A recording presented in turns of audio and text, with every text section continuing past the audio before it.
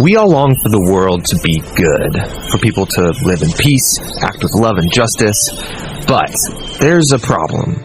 Something compels us humans to constantly wreak havoc and destruction instead, and we call this evil. And from the Bible's point of view, evil ruins things in at least two ways. There's a direct effect of our evil, like when someone steals from another person, they've created injustice. Therefore, they owe something to make it right. But there's another indirect effect of evil, because they've also ruined the environment of the relationship, creating a lack of trust, there's emotional damage. It's like vandalism, and they need to make that right, too. Now, many people believe, hey, God is good, He should be the one to just get rid of all the evil in the world. But let's be honest, the evil that I see everywhere out there, it's the same evil that's inside of me. We have all contributed, and we keep doing it. And so this kind of puts us in a bind. If God's going to rid the world of evil, He'll have to get rid of us. And this is what's so remarkable about the story of the Bible. This God is so good that not only is He going to rid the world of evil, He's going to do it without destroying humanity. So how is He going to do that? Well, early in the story of the Bible, we're introduced to this practice of animal sacrifice, which, I know, it seems weird to us, but for the Israelites, it was a very powerful symbol of God's justice and of His grace. So remember, I'm a contributor to the evil that's in the world. I should be removed. But God is allowing this animal's life to be a substitute. It's symbolically dying in my place. And the biblical word for this is atonement, which means to cover over someone's debt. But there's a second part to this ritual. Remember, evil also causes this relational vandalism.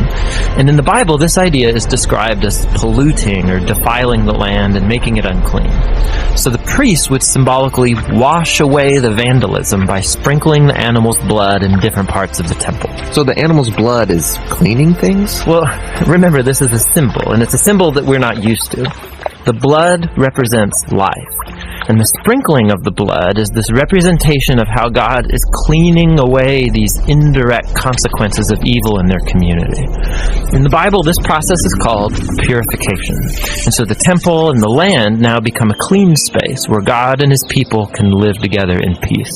So this ritual makes things right between Israel and God. And more than that, the Israelites experience God's love and His grace through these symbols. And by being forgiven, ideally, this would compel them to become people of love and grace too. Right, that's the ideal, but it wasn't always happening. Right. So the prophet Isaiah, for example, he talks a lot about this. He opens his book by saying that the continual sacrifices of the Israelites had become meaningless because they were also allowing great evil in their midst, ignoring the poor and the oppressed. Even the Israelite kings were distorting justice. But Isaiah looked forward to a day when a new king from the line of David would come and deal with evil, but in a surprising way. The king would become a servant, and not just serve, but also suffer and die for the evil committed by his own people, and his life would be offered as a sacrifice. And this was the promise Jesus believed He was fulfilling. He's the King of Israel, suffering and dying on the cross. In fact, Jesus Himself used Isaiah's words when He said that He came to serve and give His life as a ransom for many.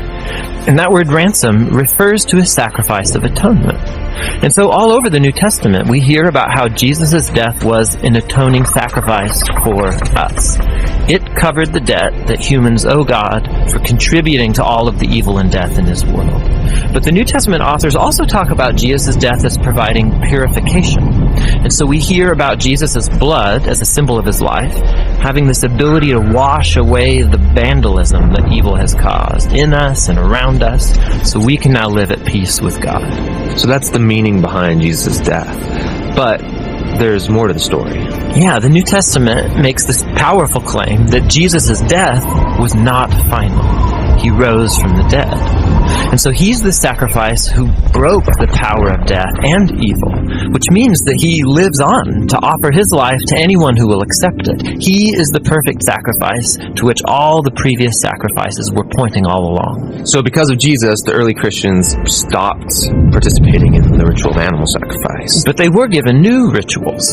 There are two that Jesus taught His followers to perform. The first is called baptism. Just as Jesus died, so going into the water becomes this personal connection you now have to his death. And in coming out of the water, you, so to speak, come back to life with Jesus. So baptism is the sacred ritual that joins your story to Jesus' death and his resurrection. The second ritual is called the Lord's Supper, which is a reenactment of Jesus' last meal with his disciples, and he used bread and wine to portray his coming death as a sacrifice.